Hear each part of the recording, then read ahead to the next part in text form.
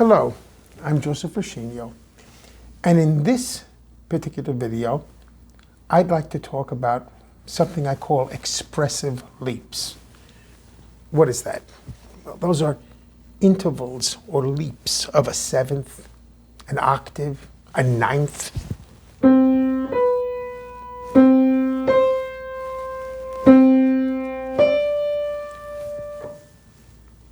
You don't see these leaps in Mozart or even in bel canto.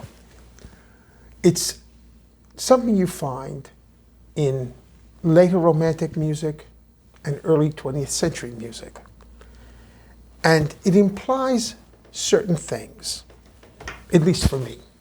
It implies stretching a bit that leap. Case in point, this beautiful melody from the opera Elektra by Richard Strauss. This is in the orchestra, in the middle of Elektra's first aria.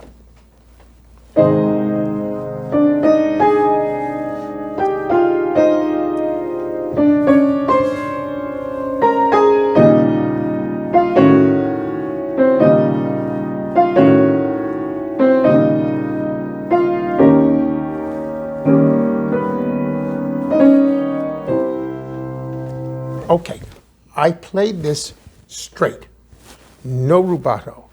But for me, as I said, it implies stretching that leap, the one that goes.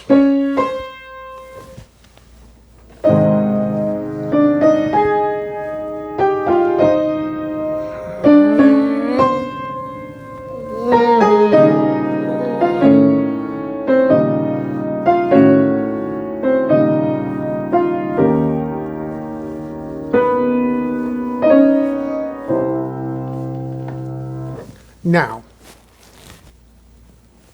if you notice, I moved the tempo a bit after I stretched the leap. Why?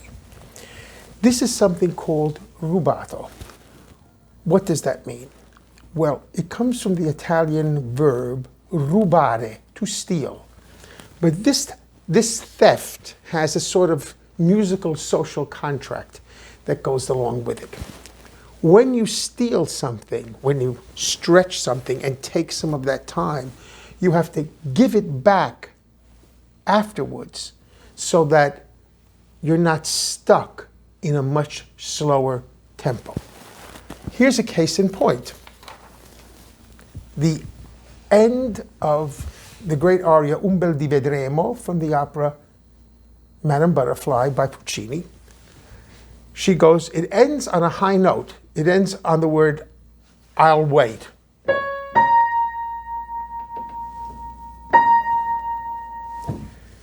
That measure, because it has the leap, is stretched. He writes largamente over it. Nothing is written in the next measure, but please snap back to the tempo before, because soon, within two measures, he will write first one and then a second retard. And if we take the same tempo throughout that constant largamente, we're just sort of stuck in the mud. So it'll be something like this. Tienti la tua paura, io con sicura fede l'aspetto.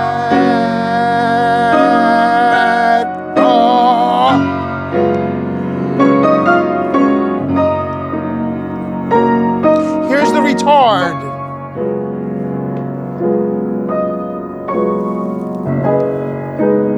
And back.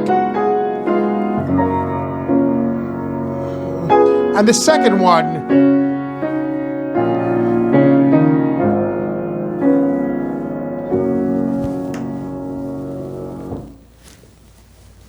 Now, this idea of giving back can also happen if you take some time before, you rush a little bit before, then you can stretch afterwards, pay back in the other way. In the opera Samson and Delilah, Saint-Saëns writes a great aria for Delilah, Mon cœur s'ouvre à ta voix. My heart opens up to your voice. And even though she has the aria, Saint-Saëns sings a little phrase at the end of her first phrase, and on the repeat, he sings the same words, Dalila, je t'aime, Delilah, I love you, but with a leap of an octave. So the first time he goes, Dalila, Dalila, je t'aime. Second time, Dalila, Dalila, je t'aime. Now that second time, to help the tenor go up to that leap of an octave, that B flat, I move the tempo just a hair and then stretch it underneath the high note. So it's Dalila, Dalila, je t'aime.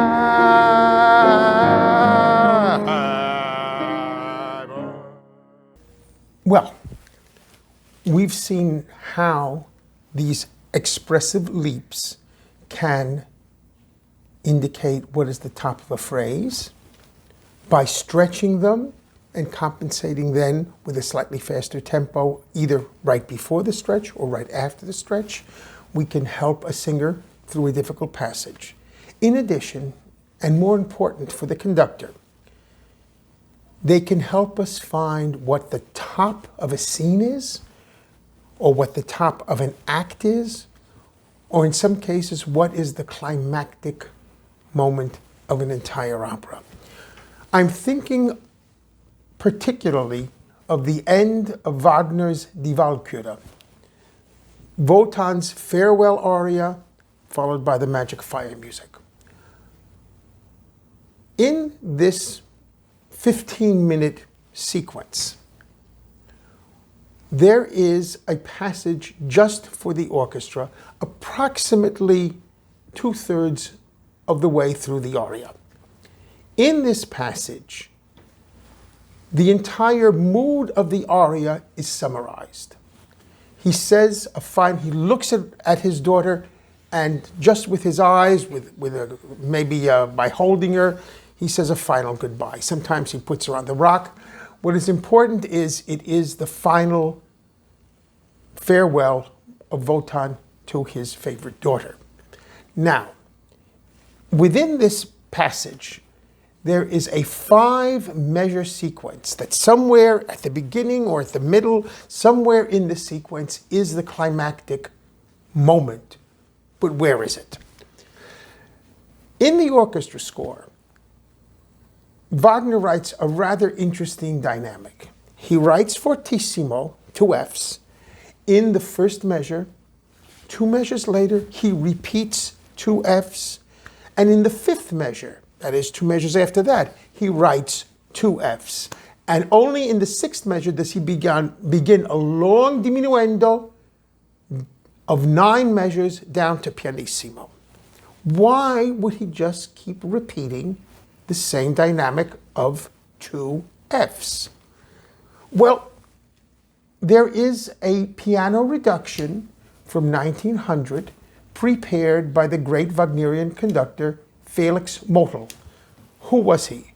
Well, he was the assistant to Richter when he was only 20 years old of the first ring cycle, and in his day, one of the premier Wagnerian conductors. So certainly what he says can give us a real insight into the phrase. He writes in his piano reduction only 1 F where the first 2 Fs are in the orchestra. Then 2 measures later, where that 2 Fs is repeated, he writes più forte, louder. And finally, in the 5th measure of that passage, he writes 2 Fs, fortissimo. And he writes a crescendo, still continuing from the più forte to the fortissimo. There's another problem to be considered. In this passage, about 6 measures later, is the indication langsam, slow. Mottl suggests in his reduction that this measure should be taken at half the speed. Makes perfect sense. Why? A melody begins at what for me is the climax and continues for the next page and a half. When we reach the langsam, that melody is written in notes of half the value. So the only way to keep the melody going at the same feeling, the same speed, is to go half tempo. All right. If the tempo is unchanging, if we at no time move the tempo, we are at an extremely slow tempo for when Wotan starts singing again.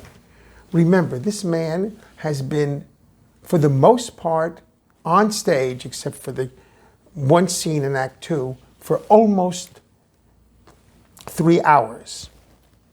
The audience has been listening to this opera for almost 4.5 hours. And a slow, ponderous tempo at this moment is helpful to no one. Secondly, remember that the word flowing is very important.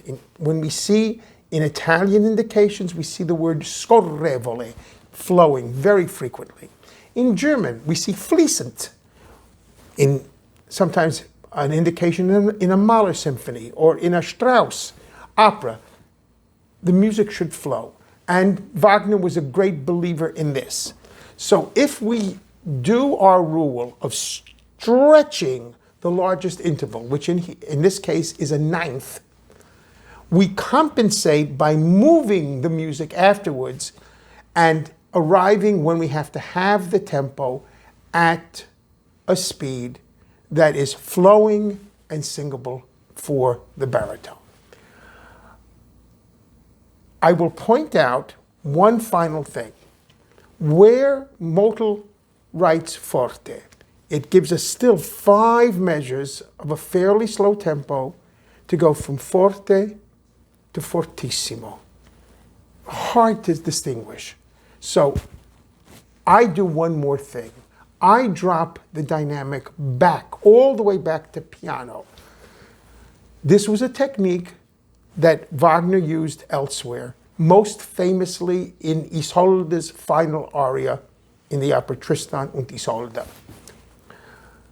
It creates a false climax. We think we're going to a climax, but we go back to piano and it gives us one last time to stretch the phrase to the true climax.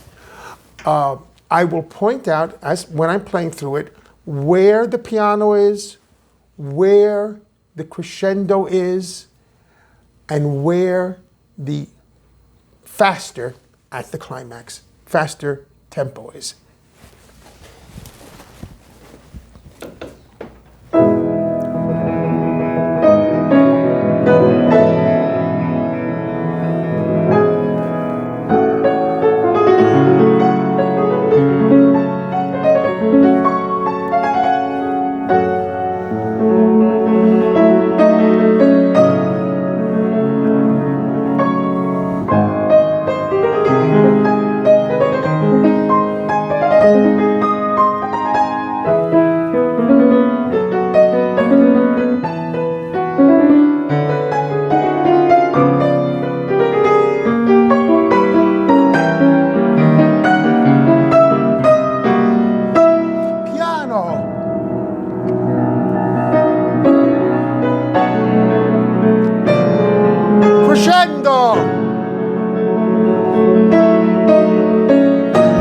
And I stretch this and faster.